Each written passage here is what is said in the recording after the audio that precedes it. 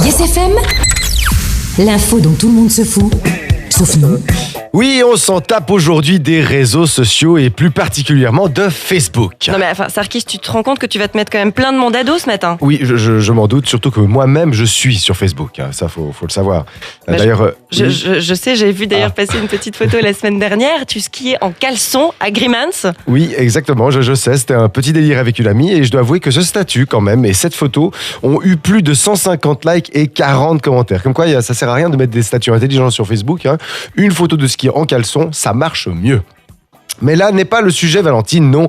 On a appris dans les journaux que Facebook a lancé une mise à jour qui permet, attention, de désigner quelqu'un pour l'autoriser à prendre le contrôle d'un profil de quelqu'un décédé. Mais non, c'est pas vrai. Si, tout à fait. Du coup, la personne désignée peut contrôler le profil du mort et même publier des messages en son nom, genre, je sais pas, adieu, monde cruel, ou je vous emmerde ceux qui sont pas venus à mon enterrement, ou encore, merde, est-ce que j'ai débranché la télé avant de crever?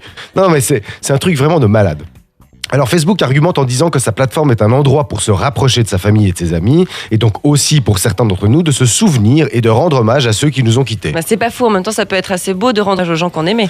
Oui, mais pas publiquement, merde, un peu de pudeur. J'aimais mon papa, moi. Je lui rends hommage en privé avec mes proches, mais je vais pas en parler sur Facebook. Pour faire un lien avec ma chronique, tout le monde s'en tape de mes proches qui sont morts. Non mais avant, Facebook créait lui-même une page commémorative si l'entreprise était avertie du décès d'un membre, mais maintenant, on pourra par exemple annoncer le service funéraire ou partager un message spécial. Alors, on pourra même accepter de nouveaux amis. Et oui, dorénavant, on peut être ami avec un mort. C'est la classe.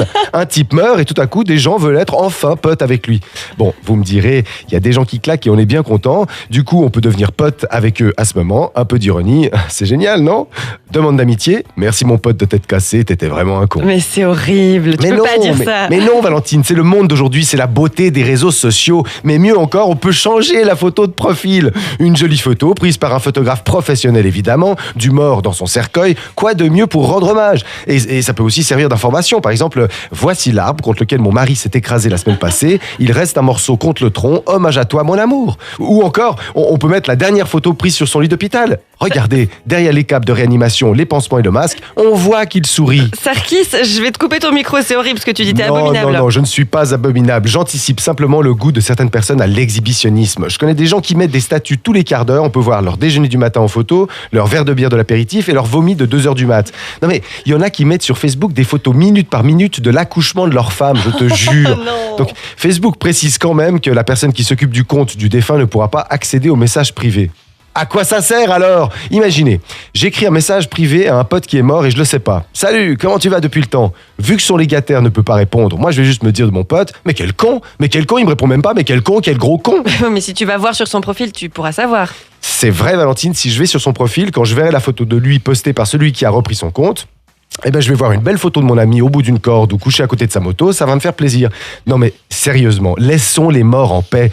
Il y a déjà tellement de manque de pudeur entre ceux qui mettent des photos de vous sans vous demander votre avis, ceux qui mettent des photos d'eux-mêmes en train de skier en caleçon. On va pas commencer à prendre possession du profil du mort pour penser à sa place. Non mais franchement, on s'en tape de cette mise à jour de Facebook, merde. Et ben là, on est bien d'accord, laissons les morts là où ils sont. Voilà. Juste, ça me fait penser, je sais pas si vous vous souvenez lors du décès de Robbie Williams, il a gagné 2,4 millions de followers le lendemain de sa mort. En un jour, c'est vrai. C'est quand même hallucinant. Complètement. Parce qu'il meurt, alors hop, on va être potes, on aime bien. Ouais, c'est un petit peu ridicule. Enfin. Donc voilà, je vais... Mettez des likes sur mon compte. Sur son compte et sur sa page Facebook, Sarkis, on s'en tape.